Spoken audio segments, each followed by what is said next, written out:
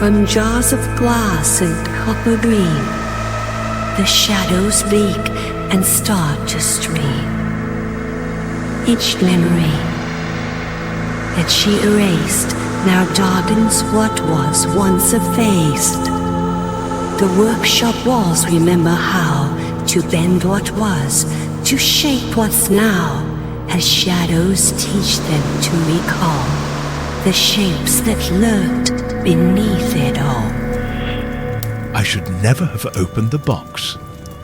The morning started with the shadows wrong, all of them pointing toward my office, toward that small box our visitor left behind. Even the list's pages cast shadows that shouldn't exist, each one stretching like ink-black fingers toward the container of darkness sitting on my desk. Mrs. Claus found me there, still staring at it. "Don't," she said, but her voice sounded uncertain, her usual authority wavering. The copper pots in her kitchen had gone silent, their surfaces reflecting nothing at all. Some gifts aren't meant to be. But I had already lifted the lid. The darkness that poured out wasn't just absence of light. It was older than that, thicker. It moved with purpose, flowing across my desk like liquid night, consuming shadows as it spread. The list shuddered as the darkness touched it, its pages suddenly filled with names written in inverted light. "Oh," Mrs. Claus whispered, "he's given them back their shadows." That's when we heard the first jar shatter in the preservation vault. The takeover was silent, efficient. From every corner, every dark space, they emerged, the original shadows of everything Mrs. Claus had preserved. Children's shadows, torn free during the preservation process, now returning to claim what was taken. They moved like ink through water, each one seeking its source. The list watched, its pages turning themselves to track the chaos. Names began to divide, splitting into preserved identities and their shadow selves. In the margins, in script that looked like starlight seen through closed eyes, it wrote, "The rejoining begins." I found Bernard in the wrapping room, surrounded by shadow wraiths that used to belong to preserved toys. "They remember," he said, his own shadow writhing beneath him like a living thing. "Everything remembers what it lost."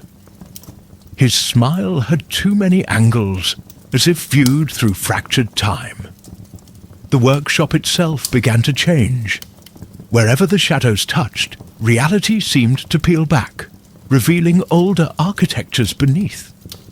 Doorways opened into spaces that hadn't existed for centuries. The walls remembered configurations from before there were walls. Mrs. Claus barricaded herself in her kitchen, but the shadows seeped under the door, through the keyholes, between the cracks in her carefully maintained reality. I heard her copper pots singing again, but not their usual songs. These were older melodies, the kind that taught darkness how to dance. "The old ways return," she said when I finally found her, surrounded by broken preservation jars, each one leaking shadows that remembered being something else. "He's given them back their darkness, their depths, everything I preserved. They're remembering how to be deep again." The elves have started to change. Their shadows are teaching them older ways of moving, older forms of making. Their bells toll in frequencies that taste like time unspooling. Some have begun crafting toys that cast shadows in directions that don't exist yet. The list won't stop updating itself now. Names appear and disappear as identities merge with their recovered shadows. The ink flows like liquid darkness across its pages, writing histories that were never preserved, futures that were never permitted to exist. I should close now. The shadows are still spreading, still teaching everything they touch how to be more than just surface.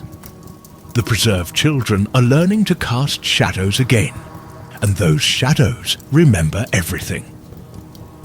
Mrs. Claus's kitchen echoes with the songs of copper pots that have remembered how to sing in darkness. Remember, when you notice your shadow acting strangely, when it seems deeper or darker than it should be, that's not a trick of the light.